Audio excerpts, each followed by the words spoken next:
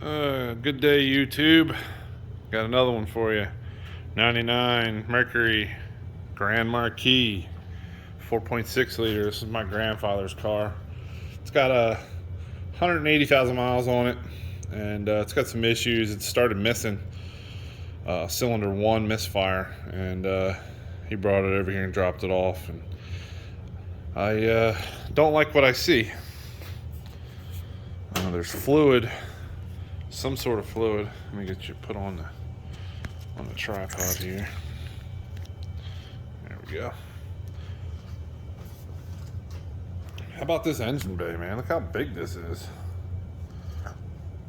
I'm not used to this space, and what I did was, do yourself a favor if you're ever working on one of these. These were bad anyway, so I took them off. I'm gonna replace them.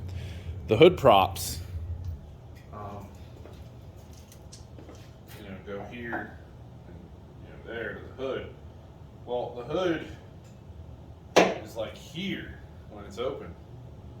Like it only opens like 3 feet, and that's it. You got to bend under it. So I took these off, and you can lift the hood up as high as you want. And I just strapped it to my lift with a ratchet strap. As you can see, it goes up to my lift. But it's pretty much standing almost vertical, and it just opens up the engine bay so much more. Little tip to help you guys out. Now, if you look here, I wrote on here when I worked on this last, I did plugs, fuel filter, and intake manifold. I replaced the upper intake manifold at 160,000 miles. It's got 180 on it now, and for some reason we have fluid in the spark plug hole for cylinder 1. 7mm bolt to it's like a coarse thread screw because it threads into the plastic of the intake. Unplug your coil, and you can pull the coil up out of here. And there's oil in there. Oil or coolant, I can't make out what it is. Hope it's, I don't know where it's coming from. These motors are quite different than what I'm used to seeing. Yeah, I don't know what that is.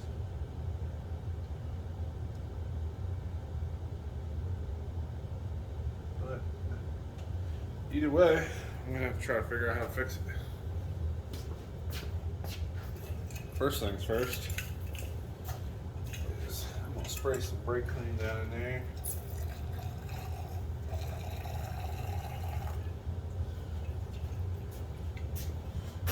Then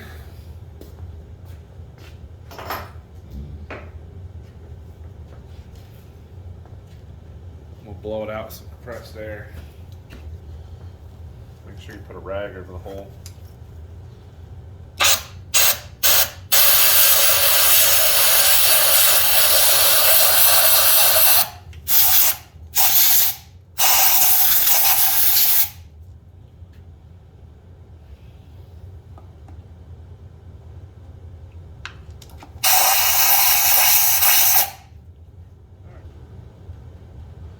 Pull the spark plug out, see what's going on.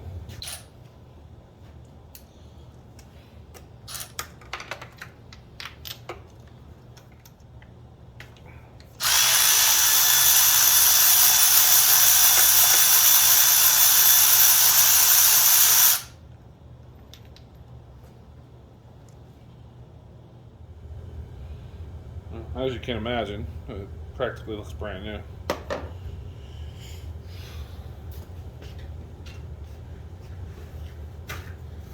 I've been in there for 20,000 miles. So now I got to try to figure out where the oil is coming from.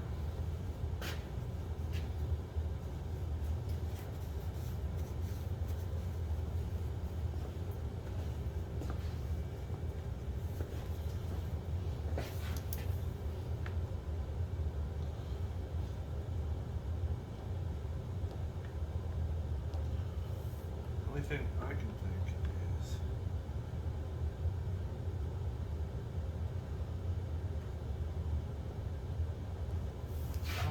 oil. It's probably coolant.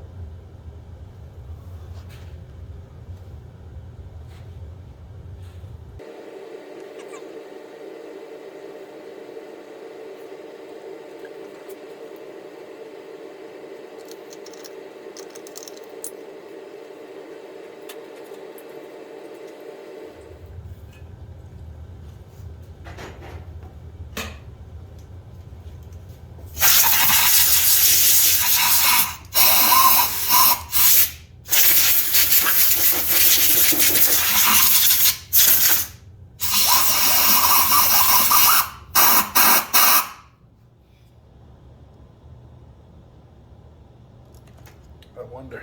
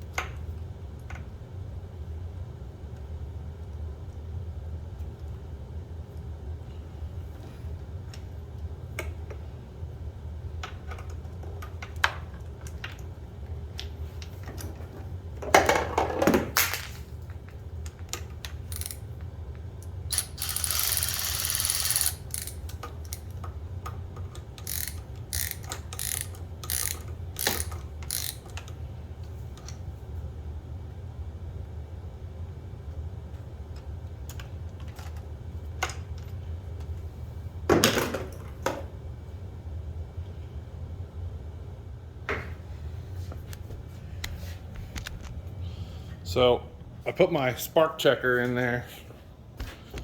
If you can see what I did here, I ran the spark check down in the hole.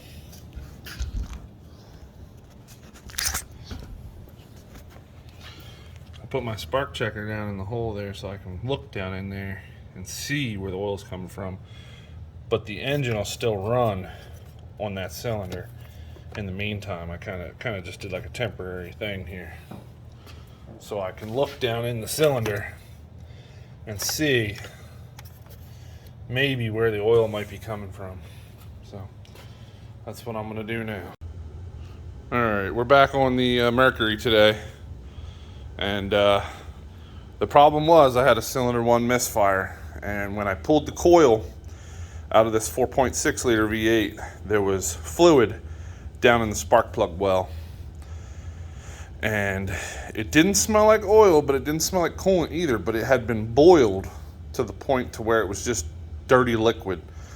So I blew out the spark plug well, put the spark plug, pulled it out, checked it, it looked fine, put it back in, put the coil back in, car ran perfectly fine, no misfire. So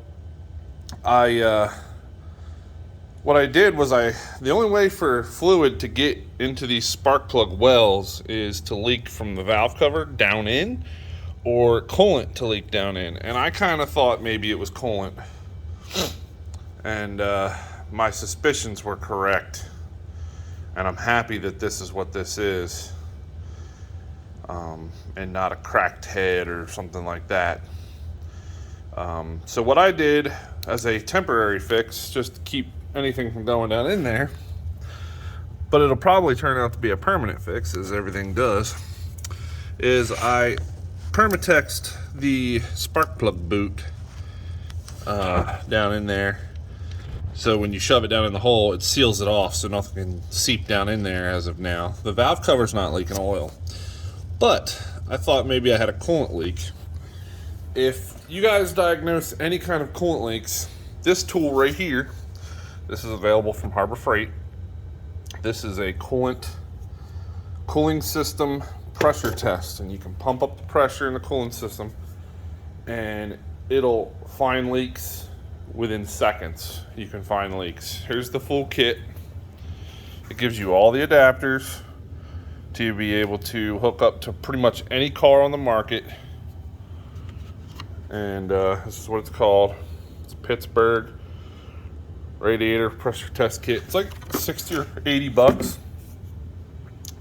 And let me tell you, I've used this probably 8 times to diagnose coolant leaks, and it's been a godsend. You could sit there all day long trying to find leaks. You will not find it without this tool. Well, you might get lucky and find it, but here's my issue. Is there was a fluid getting down in the spark plug hole. Well, I kind of figured it was coolant, and here's the proof in the pudding. So this car has this aluminum crossover tube that sits on top of the intake, and it runs across to the other side. Well, I don't know if I can get down in here so you can see it or not. There you go. See those bubbles down in there? That is where the aluminum meets the plastic, and then the plastic touches the block. It's the worst design ever, but that's what we have to deal with. So yeah, it's a coolant leak. It's a very slow coolant leak, and it's not something that I'm going to tackle at this moment. I did seal up the spark plug hole, and what it was is coolant's running down and then running down, you know, the aluminum rail here, and then running right down into the spark plug hole. That's what's happening. So since this is such a slow leak, I'm gonna just let it go for now and wait till better weather, and we'll tackle this then. But I already replaced this intake. This was leaking before very badly. It was leaking so bad here and over here under the thermostat housing that it was filling the valley of the motor. You can see down in there the valley of the engine. So this intake is a Dorman, and it has this aluminum crossover tube. Well, obviously they still have issues with it, and it's always where the aluminum meets the plastic. I don't know why they insist on plastic to aluminum. See, this side here looks like it might be leaking too. Yeah, it's just, there's really nothing we can do about it. It's just really crappy. And I don't know if I can take off just the aluminum piece or what and try to seal it back up, but it doesn't look like it's going to be easy. But I think I might just leave it alone for now, let him drive it, and then in the springtime I'll deal with it, now that I know what the problem is.